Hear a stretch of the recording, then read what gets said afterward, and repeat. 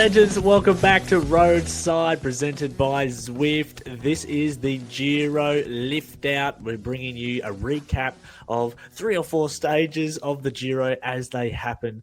We've had the Grand Partenza in Albania, the first 3 stages. The 4th stage is happening right now as we speak. And Tommy, we've got a bit to unpack after the first 3 that have been run and done in the Giro. Yeah, it's all been happening, hasn't it, mate? We've seen the Great Dane. He's triumphed. And we've saw a bit of Roglification once again on the second stage in a short time trial. How much have you caught of the Giro, mate?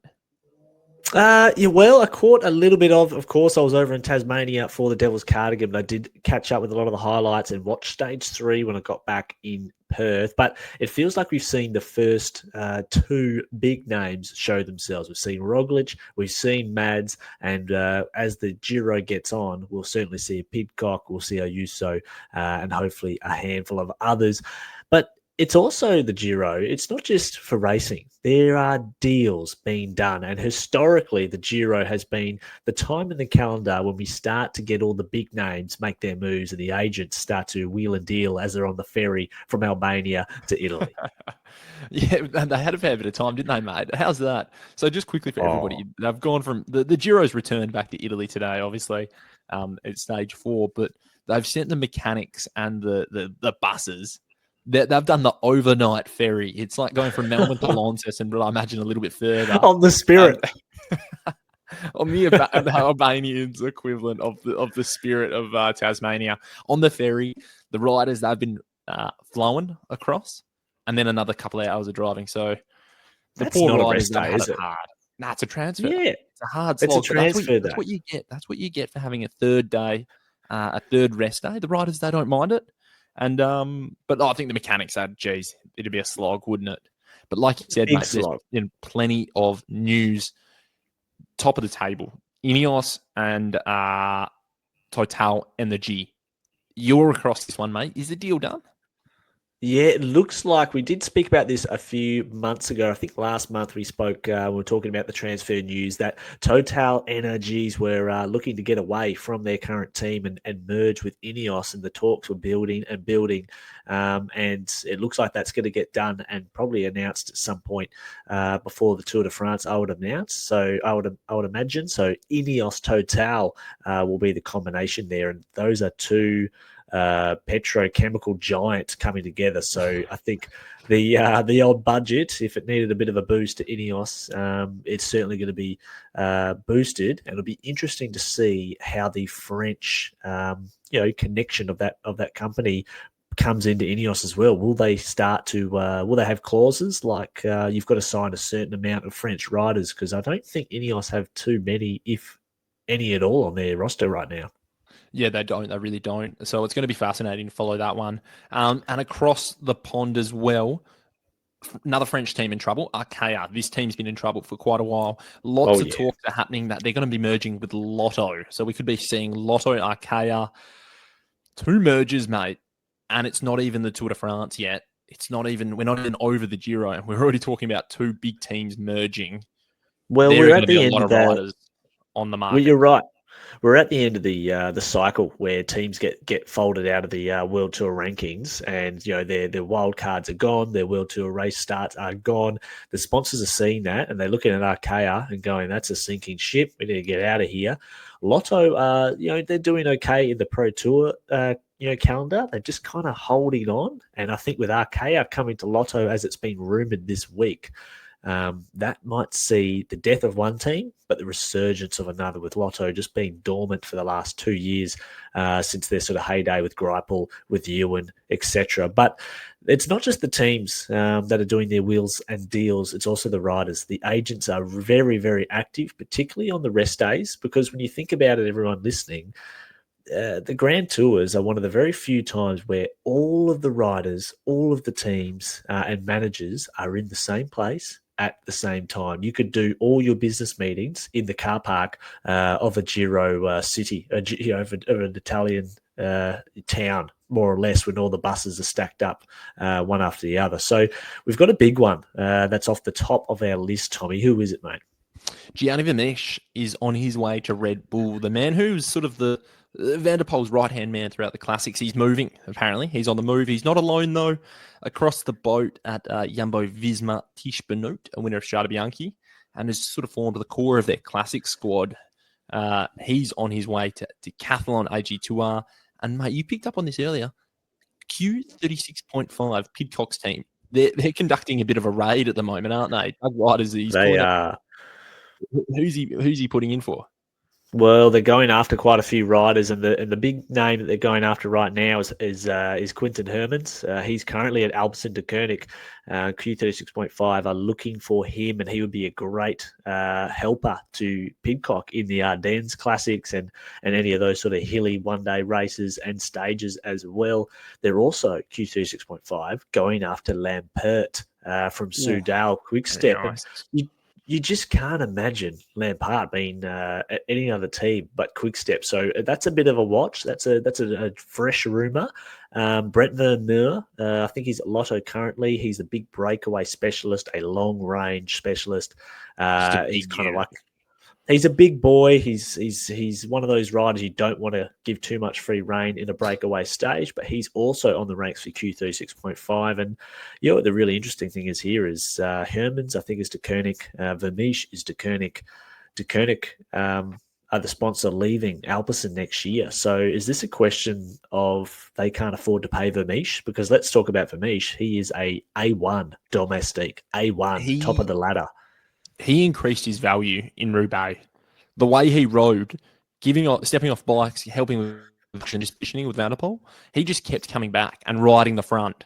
And that was the same in Flanders as well. He was this whole classic season, he was one of the best domestics, one of the best. You cannot. And that form, he just carries that across when Philipsen rolls in and they need some sprint help. So he's the perfect rider. Very interesting. I'm sure Van der Poel will be looking at his managers at next season and going, well, if he's going to leave, you better find me someone else. But I must remind everyone, watch us on YouTube. You can follow us along. This is our new setup, by the way. We're just trying a new StreamYard servicing. So if there's a few uncharacteristic technical issues or audio things, it's just because we're trying a new setup so we can do more pods more frequently, Tommy. So follow us on YouTube. Follow us, of course, on all the podcast players and on Instagram at the Press Room Podcast. We must also thank Zwift, our title sponsor. We love Zwift. They've got a big event happening in Perth, Tommy, with the new products they've got launching. I'll tell you about that in a moment. And for now, this is floating around at that event. There will be a couple of, that's for sure. Let's get into the big news for the Giro right after this break. This is the Roadside Giro Liftout presented by Zwift. It's been a hectic 2 road stages and one short TT that we've had at the Giro d'Italia.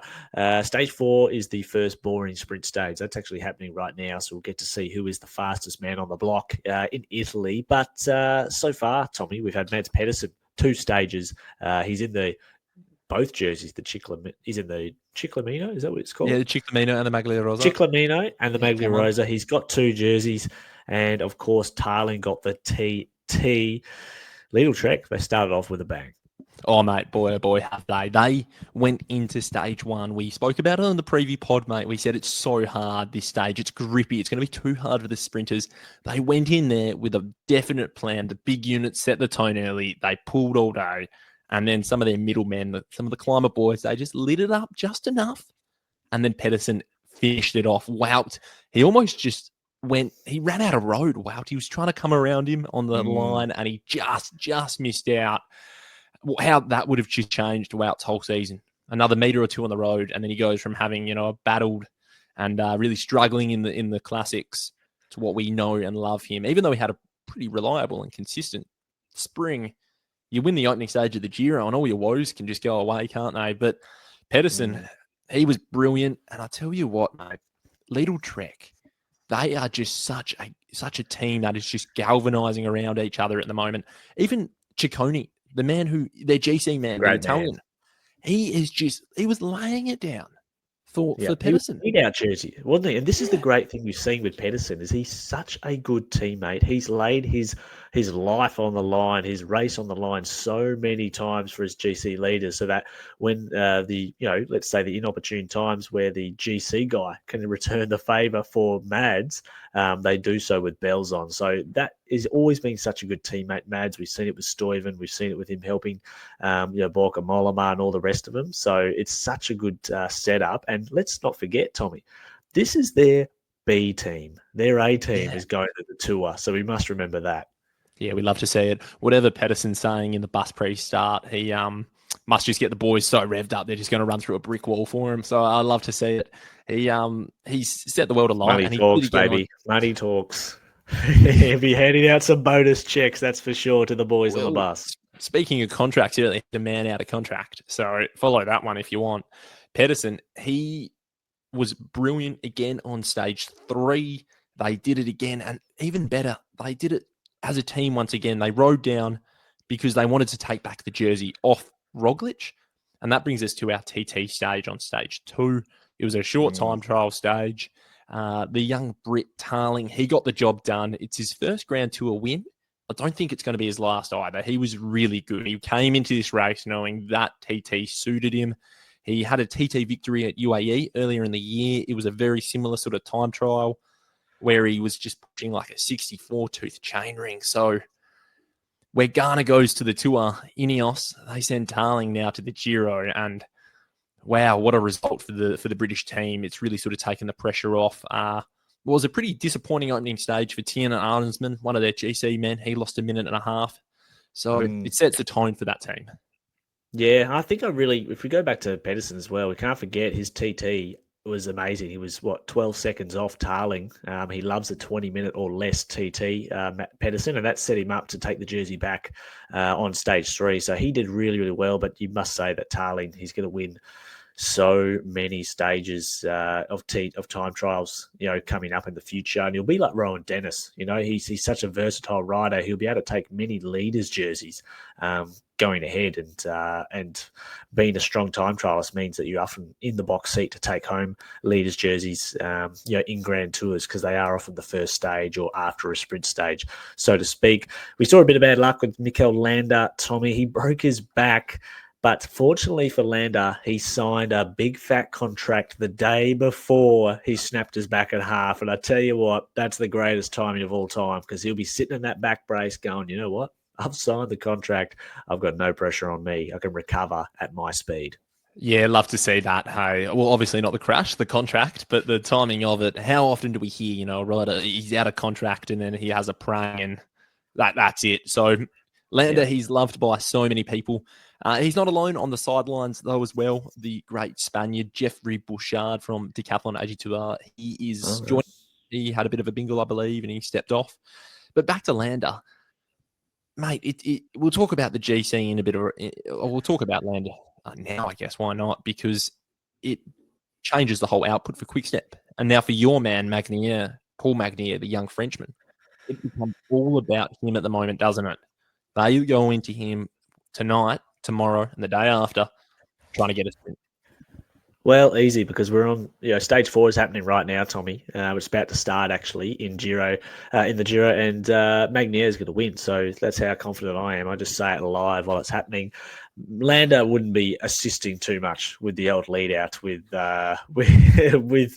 Magnier. Don't worry about that. But the great man, I'm sure, will be back. One other thing we did see in the news I had to laugh about was big Vincenzo Nibali. I laughed at it, mate. He said, I could imagine you pulling your phone out, seeing this headline and just having a good chuckle. I love the Shark. I'm a big fan of the Shark. But he said, and how many times we've seen a former professional say this, today's cycling is more about watts and data than about strategy and improvisation. That's what Nibali had said when asked about, the racing of today.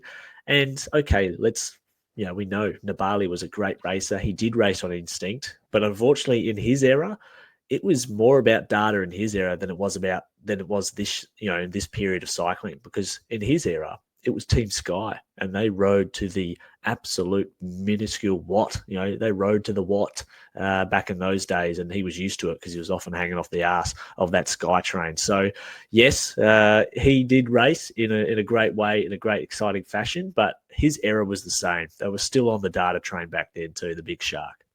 Yeah, I think he won his Tour de France the year Froome crashed out on cobbles. He did, and he won by 7.5 minutes. When the race gets thrown into a pool of sharks, he's the one who's going to triumph out of it all, and in the chaos he will emerge. So that statement that he's come out with, maybe he's just trying to keep himself on the payroll somewhere as a consultant. Good on him. I love it. Well, he's there. He's getting his flowers, mate. But speaking of GC riders, right, let's do a little bit of a stock take on the current GC and just where everyone's sitting. Roglic, he's sitting beautifully. Of course, he was in the Giro leaders jersey after the TT from a great time trial. He was the best of the GC contenders in the time trial. Seconds behind Tarling. Yep, seconds behind Tarling. Shows he's in fantastic shape. He didn't want to have the jersey, of course. You don't want to have it on stage 21. So he was, not too keen to defend that jersey. And it showed because on stage 3, Bora, they weren't really riding at all, apart from a little bit at the start. But most of it, they left up to Lidl Trek, who were the stage favourites. Your man, Derek G. Tommy, we mustn't forget the receipt. Your podium man, Derek G. Not a great start. I was watching this. I saw this. I think he got caught up in a bingo and he's just lost a minute. And my heart went out because the whole team, there they were. They were, oh, shit, it's on. The boys who were around him, they got called into action. Anyway, I think look, you watch out, mate. You watch out in the final week. The Canadian, he packs a punch. He'll be great in the last week. I have no doubt. I'll double down on him. Back to Roglic and back to Bora as well, mate, just quickly. How's that going to handle for Jai Hindley? Roglic, because he was so good in that time trial, only being a few seconds off Tarling, it really sets the tone that he's in sensational form to be right up there with one of the biggest guys in the peloton. I think behind him was 3 or 4 Trek riders, including Pedersen. So they set the tone really quickly. Is Hindley, who is only about a minute or 40 odd seconds back, is he going to be able to step out of Roglic's shadow at all? Or is he just going to be doing a job? Well, I think Roglic will be in his shadow because I think we'll see in the third week, Roglic will be spending a lot of time behind Jai Hindley in the mountains. And, there was a few comments online about Jai's TT saying it was maybe a disappointing TT. I don't think it was because when you really have a look at it, he was 1 second. He's never been a great time trialist. Never. He's not a great time trialist, but he was 1 second off Hepburn and Van Aert. He was ahead of Damiano Caruso. He was ahead of Pidcock, Ciccone, other smaller riders. He was also ahead of Bernal, a similar stature rider who has a similar TT, and ahead of Bardet, ahead of Chris Harper. So those lightweight, skinny, low power climbers, he actually had a really good TT. So I think it shows he's in really good nick. He hasn't hit the deck, and he's usually pretty solid in Grand Tours with respect to staying upright. I think he's going to be a force in the third week and a big reason for Roglic's, let's say, good fortune going towards the GC. But speaking of Aussies, Tommy, what about Jay Vine? Because he also did a pretty solid TT. Where did he fit? He was right behind Roglic, 2 seconds off. Mate. He was third. What a time trial from the Australian. He binned it on the first stage, slid out, dusty. He was there with Lander, got up. He lost 4 or so minutes. So flattening to see because he would have come into this and gone, hey, a short time trial. He's been an Australian national champ in the past. He is so good on the chrono. He would have held high hopes for at least putting himself up there, I think. And it also begs the difference as well to talk about UAE, his team, who have got a stacked lineup we spoke about in the preview, mate. And the Jay Vine, the crash and losing the time, it's kind of nullified his opportunity to do his own ride this year at the Giro, hasn't it, mate? Because at the moment, after a few stages, after 3 stages, UAE, they've got Juan Ayuso in 5th, Isaac Del Toro in 6th, and they also have Brandon McNulty in 4th. So Vine, he would have been there. He would have been above those guys if he just finished on the same time across the first 2 stages, on the first stage rather. So that really, it nullifies his race. He'll have to go into sort of either a stage hunter role if he gets given the chance, or just lock in as a domestic, because there's no way he's coming back from 5 or 4 minutes down. Watch this space, Tommy, and everyone listening, because I think there's going to be a little bit of beef in this Giro with Vine and Oyuso and the team in general when it comes to who's working for who and when, because I sense there's a little bit of I've been hearing a few things. Vine Oyuso, I don't think is a great relationship there. And it was very interesting on stage 3. They talked to Vine and they were questioning him about, would the team maybe try something on this climb, because it was a pretty significant climb on stage 3, smack bang in the middle. What's their plan for GC? And Jay Vine said, UAE's plan, we're all in for GC.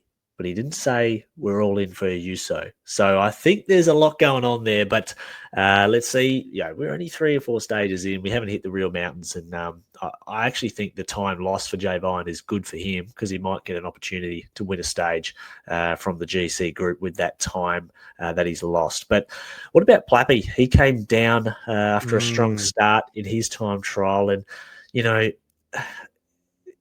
unfortunately for Plapp, he's now getting this reputation for falling over, and it's not good, because he's an absolute weapon. And we actually saw, he posted today on the rest day, he had a front puncher on that front wheel.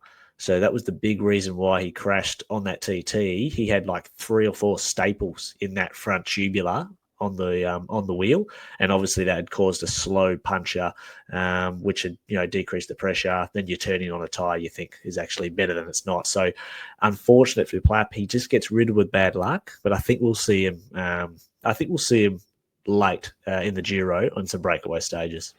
Yeah, disappointing to see, wasn't it? Because you crash in the first week, even if it's not a big crash, you get up, you're still bruised inevitably. You're still sore. It takes you so long to recover. You don't really recover in the Grand Tours. You just kind of manage it slightly better every day. But the good sign was, Tommy, was on stage 3, Plappy was right up the front looking to get in the breakaway. So that was a really good sign. And I think, mate, he was only a stone's throw away, 2 or 3 attempts last year at getting the stage win. I think we are going to see Plappy really well in the 2nd and 3rd weeks. But, we'll see how we go. And what about Plough Right? What about our man, the great man, Jensen Plough Right? Yeah, the good man. We love Jensen Plough Right on this podcast. He's a friend of the pod and he's a friend everywhere. He, I think it's his first Grandy. Is it his first Grandy? It is. It is his first Grand Tour. So, Plough Right, he's over there with Alpes and Deceuninck. He's working for Caden Groves. I think he is, at the moment, what have we got him? He's 3rd last on GC at 180th, the big plough. He's been putting the big turns. He's been putting the big turns in on the front and doing the work. We love to see it. So we're gonna do a bit of a plough watch on this podcast out of the roadside, the Giro lift out. We'll do a special on the plough. We might even try and get him in one of the later days. Who knows? Oh, we could easily get a couple of voice recordings from the great man, some rogue voice recordings. We'd have to really just go through them with the editing comb. But if he gets through to the 2nd week, I think that's a success. If he can ride through to the 2nd week, that's a big success, because the first Giro, first Grand Tour is massive if it's for young riders. But what have we got? We got of course, we're going to roll into FE Sports, because Magene have just released the images, the fresh images, Tommy, of the new P15 or 515 power meter. It's the new updated power meter, sleek, a little bit lighter, same price. And we'll be giving one away, Tommy. So just make sure that everyone following and listening to the pod is listening on, is checking out the Press Room Podcast socials. We'll be doing a reel with that, and you'll be able to comment, and we'll pick a random one there. So Magene, FE Sports, they're GOATs, and this is Roadside, presented by Zwift. All right, so Tommy, we had the big discussion in our Giro preview about which sprinters were going to be the ones that step up and win the most stages. You had, do you have Coy? I think you had Coy. I took Oliver Coy from Visma, yeah, and I think you took Caden, hey? Magnier. No, I took Magnier. Yeah, of course, you took your man, the young Frenchman. Well, I'll tell you what, you're lucky. He's got the whole team there, hasn't he? He's got the whole support squad. But stage 4, mate, they're back on Italian soil tonight. It's a pure sprint stage, 189 kilometres on the clock. It will be an absolute bunch gallop. Who wins? I've got to go Coy. I've got to back my guy in. I've got to back my man in.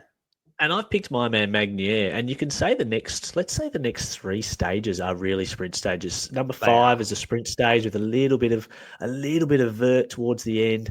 Same with stage 6. 6 probably has a little bit more inkling to be a breakaway with an uphill start with a big descent.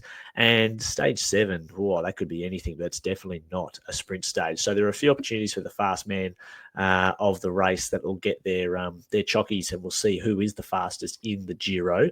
And let's just quickly we pumped up the Plough, who's sitting in 180 odd place in the GC. But what about the very last currently on the GC, and it is from Picnic Post NL. Actually, no, it's not. It is not. It's actually Alpecin de Koenig, the Belgian, Jimmy Janssens.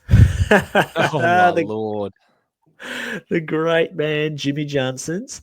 And let's just have a little look at some of his race wins. It doesn't have any. So the great man is just missing. Oh, no, he's got race wins. He's definitely won a few races in his time. So let's keep a lookout for who's finishing last on each of the GC stages, Tommy. We'll celebrate their careers. The Jimmy J, the great man.